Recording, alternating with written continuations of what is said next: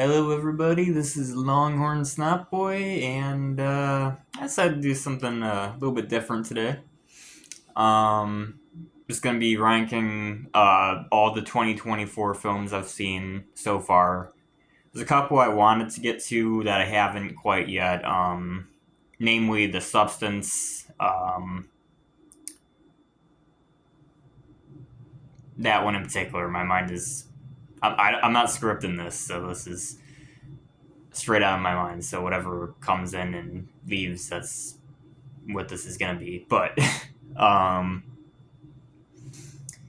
yeah, it's every film that I've seen in 2024 so far. Well, from 2024, it's 2025 now. But yeah, let's just get into it, I guess. Uh, so I have 11 films here, and I do have two that I wasn't too sure if I should include or not. Those two being Hundreds of Beavers and Wallace and Gromit. And Wallace and Gromit didn't make it because it was released on Netflix in 2025. It just had festival appearances in 2024, so I didn't think it really counted. And Hundreds of Beavers didn't get a wide release until 2024, but it had been floating around the independent circle for 2 years before that, so I just didn't think it really counted. Also, I apologize for the glare. It's going to be terrible, but it's bright outside. Every time I turn my head, it's just going to be, oh, um, but yeah, both of those movies I actually recommend checking out. Hundreds of Beavers, especially. It's a very funny and creative film, and the fact that they even created something of that quality with a pretty limited budget is insane. And Wallace and Gromit also worth checking out. Vengeance Most Foul. Um, it's not as good as Were Rabbit. It's still a fun time though. It's still Wallace and Gromit. So, but yeah, starting with the 11th film on the main list is Deadpool and Wolverine, which there's going to be two halves of my audience's reaction to this. Some people are going to be like, "Oh, that film was great," and then the other half is going to be like, "Yeah, that tracks." Um, so I got to tread lightly with this one. Um, yeah, I did not care for it. I didn't hate it. As a matter of fact, I haven't seen a single film from last year yet that I've hated. Which is astonishing because usually there's at least two. but but yeah, Deadpool and Wolverine is just fine. That's about it. I'm not big on the Deadpool films in general, so I kind of knew I wasn't gonna like Deadpool and Wolverine that much going in. Uh, it's a Deadpool movie. That's that's pretty much my thoughts on it. They're just not for me. And then at number 10 is Beetlejuice, which I had fun with. I'll say that. Um, it is a complete mess of a film. There's way too much going on in it, but I had fun. And honestly, I think that's impressive in and of itself for a Beetlejuice sequel that came out, what, 30 some years after the original. So I'll give it up to Tim Burton on that one. I don't like a lot of his more recent material, but yeah. um, I will also say that they handled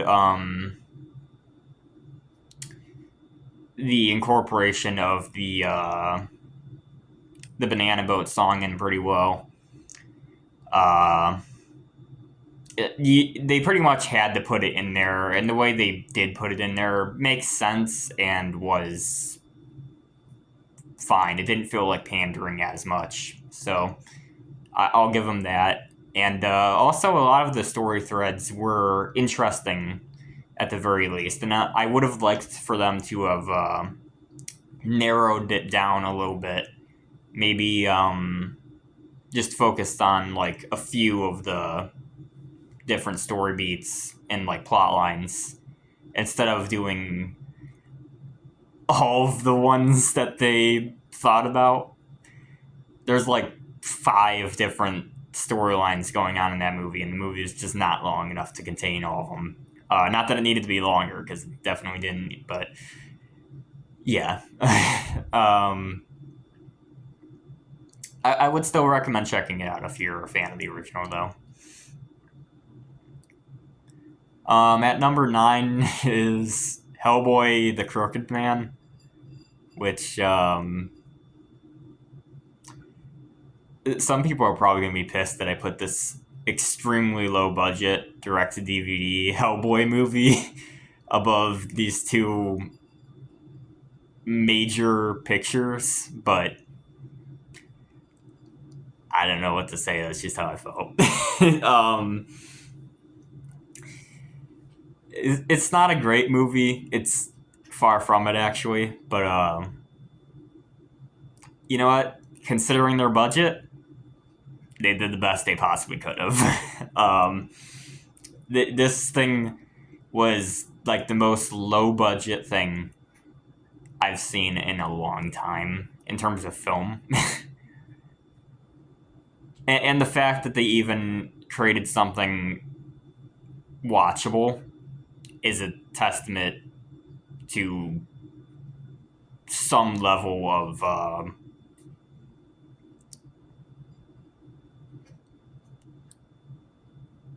creativeness, I guess. I don't know.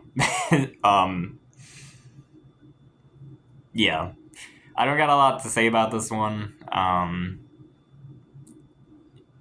I liked it. That's about it. Some of the CGI is really bad. Some of the acting is pretty bad. Some of the acting is actually pretty passable and okay.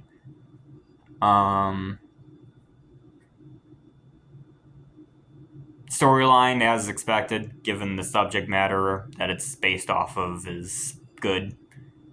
Yeah. If you're a Hellboy fan, check it out.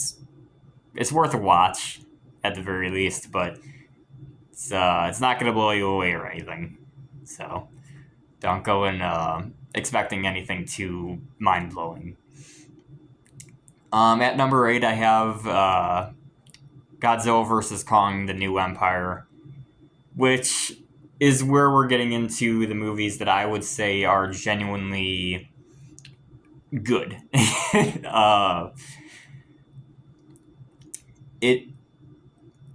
It's so stupid. It's so stupid, but it's so fun. That's the best way I could describe Godzilla vs. Kong: The New Empire. There is a scene where Kong uses a smaller giant ape, like a baby one, as a nunchuck. And there's also a scene, but I don't even want to spoil all the crazy shit that happens in this movie because it's kind of part of the fun. But yeah, I don't know, it's fun. I know I'm saying that pretty much over and over again, and that's basically my review of this film. But I don't know what else to say. So at number 7, I have A Different Man, which intrigued me a lot when I heard about it. I first heard about it from Schaefer Ross's end of the year ranking, which is where I usually hear about a lot of good stuff.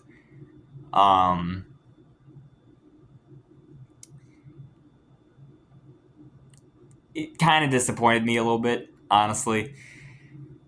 It's it is a good film, undoubtedly, and I liked it, but I was expecting a little bit more from it, I guess, is my main thing. Like, the ending, especially. The ending feels very. I don't know. It's just a bit too much, I guess, is a good way to describe it. There's just a lot of weird shit in that last third or so that doesn't feel like it quite matches the rest of the tone of the movie, really. Um, and I was also expecting something a little bit more comedic than what I got. There's definitely comedic elements to the film, absolutely there is, but it's more of a drama than anything else, which isn't a bad thing. It's just I feel like I was kind of misled a little bit, I guess. Um, Sebastian Stan does a great job, though, as well as what's his name, Adam something. I can't think of it, but he does a good job in the film as well. There's a bunch of pretty nice cinematography. Uh, yeah, it's pretty good. I would recommend checking it out. Basically, it's about this guy with a deformity that he wants to cure. Well, not cure, but uh, well, yeah, I guess cure. Um, and he gets the procedure to have it done, which is pretty fucking gross, by the way. That scene. Uh, I don't want to spoil too much about any of these films, but the scene where it's there's like chunks of his skin that fall off. It is disgusting. But yeah, after he gets the procedure done, he eventually meets this other guy who he keeps getting confused for throughout the whole thing, and everybody loves this other guy. Meanwhile, he doesn't feel like he's as loved, even with like the new makeover. And it's yeah, that's basically the premise of the movie. There's a bunch of other stuff that goes on, but I don't want to get too far into spoilers about anything, so just leave them on the table for now. Um, but yeah, I would recommend checking it out. At number six, I have Inside Out 2, which I liked a lot, honestly. It's, for me, about on the same level as Inside Out 1, where it is a good, above average Pixar film. Not quite on the tier of, say, The Incredibles or Toy Story 3 or Wall-E. It's not on that level. It's like one level below it, but that's still a pretty good level. um, yeah, it did astonishingly well at the box office, and honestly, I'm kind of surprised by it in some ways, in terms of its success, because it's not the kind of well, it is the kind of film that you would expect to make a lot of money, but like just in general, like Pixar, Disney, etc., just aren't ranking in money quite as much as they used to. And I kind of thought that Inside Out 2 would kind of suffer because of that, like box office wise, but it didn't at all. And I was pretty late getting to watch the film. I watched it on DVD copy. But it surprised me, actually. I wasn't expecting something too great. I was expecting something just okay. But it is a good film.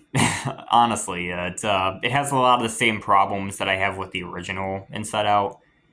Um, Namely, just some pacing things and a couple of story beats that don't quite add up that well. But honestly, it doesn't even matter that much to me because at the end of the day, it's the things that it's good at. It is really good at. A lot of the comedy is really good. The characters are good. Like you're, if you've seen the first Inside Out, you pretty much know what to expect with Inside Out 2, and that's all it needs to be really. At number 5, I have Furiosa, which I have a lot to say about Furiosa, but I don't want to make this video too overbearingly long, so it's probably going to get shafted in terms of my thoughts on it a little bit. But needless to say, it is good. It is a good film. I think my expectations for it were a bit too high given the absolute insanity that was Fury Road. But this is a very different film as a whole than Fury Road was. It still has its typical Mad Maxisms, apocalypse, desert landscape, truck battles, etc. But it feels a lot a lot more tonally dark than Fury Road, really. Especially the first half. And it is something that I feel like I could definitely use a rewatch for, because it kind of caught me off guard in that regard. But Chris Hemsworth is incredible in it, though. He's probably my favorite Mad Max villain, just in general. He fits into that world so well. It's an incredible performance. And Anya Taylor-Joy does a great job as well, as expected, honestly, in terms of that. But yeah, it's obviously worth checking out. Go watch it. Just don't expect something like Fury Road, because it's really not. Next, I have at number 4 The Wild Robot, which is also, again, very good. I've been talking for almost 18 minutes. I'm looking at the timer. Oh my god. Yeah. The Wild Robot is good. I'm just saying that a lot about a lot of these, and this video is probably really boring. Whoever's still watching, seek help.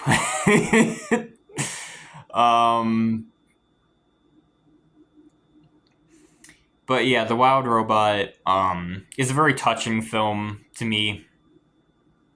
It is a film that I didn't expect to get emotional over, really, but I kind of did when I was watching it. It's just a nice parental story. A lot of themes of like found family and a lot of other typical animated stuff, but it's handled really well. And yeah, just go watch it. It's really good. The animation is also incredible. Not quite like Puss in Boots and The Last Wish style, but it doesn't need to be. And I feel like if it leaned into that style, it wouldn't be quite as good. As much as I love Last Wish, it's a very different beast in a lot of regards, compared to most other DreamWorks films. It's at times very quiet, actually. Plenty of jokes in there still, but yeah, it's worth checking out. At number 3, I have oh god, Sonic 3, which I'm gonna be real with you guys. I did not expect Sonic 3 to be this high on my list. I am not a Sonic fan. I'm really not. But Sonic 3 is really good. It's dare I say, it is the most fun movie that I've seen in 2024.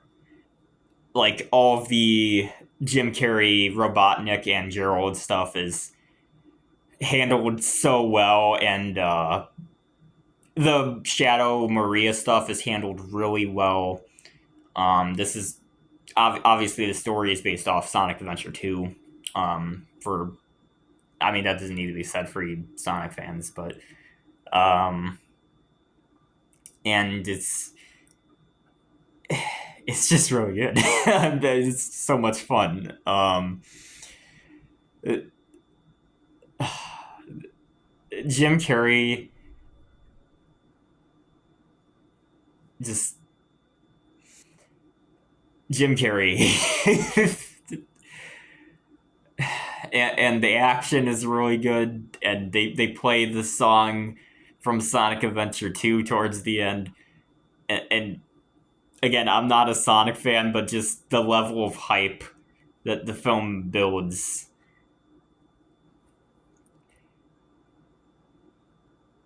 I'm just at a loss for words. It's really good. Check it out. um,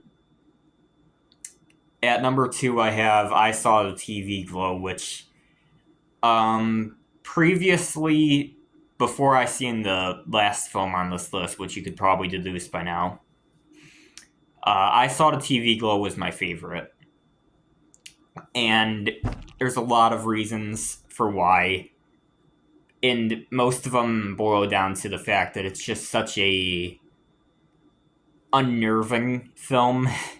Uh, it handles its themes so incredibly well, and even though I am straight, just like straight in like every possible way you could think of, its main conflict just hits really hard the way it portrays it. And some of the scenes of the TV show and the moon, it's really, like I said earlier, unnerving. And oh god, the colors of the film are so good. The purple is particularly, and Justice Smith does a great job as the main character. The the main actress, whose name eludes me, I wish I could remember it, but she did a great job as well. She gets this amazing monologue towards the end of the movie that's just so good. It's so good and so captivating. It it's so good. I feel like some of the people that didn't like it as much were probably a bit let down by the fact that it doesn't feel as much of feel like as much of a horror film as it was advertised as, which is a definite problem with the way the film was advertised. But at the same time, it does definitely have horror elements, and it can be quite viscerally terrifying. Especially the ending, which is just so uncomfortable to watch. It's so good. Check out I Saw the TV Glow. It's the most underrated film from last year, in my opinion. And at number one, I have Nosferatu, which, oh my god, Nosferatu is the first horror film I've ever seen in a movie theater, and it was everything I could have asked for as a Robert Eggers fan, as a Nosferatu fan, as a horror fan, as a fan of gothic um, aesthetic. It's it's so good. It is so good. And oh man, like I wasn't expecting to like Lily Rose Depp's performance as much as I did. She does a great job. Everybody talks about the cinematography because it's that good. Some of the shots in this film are just breathtaking, and oh man, I'm just it's so good. I feel like everybody who wants to watch Nosferatu probably has by now, but if you haven't for some reason, go watch it. It's so good. It's so good. It's I after coming out of the theater, I was debating with myself over whether or not I liked that or The Lighthouse more in terms of Robert Eggers films. And while I still probably do like The Lighthouse more, it is a very close race. And yeah, I'm just I'm at a loss for words and what else to say. It's incredible. Willem Dafoe is obviously great. He's great in everything, and Nicholas Hoult does a great job. Um, Bill Skarsgård does a great job. Everybody does a great job in this film. Just go watch it. It's incredible. I've been talking for too long. If you liked this video, give it a like. If you didn't, that's fine. I know this is just a ramble. So, whoever's still watching, thank you for watching. And this has been Longhorn Snot Boy. Uh, yeah, thank you.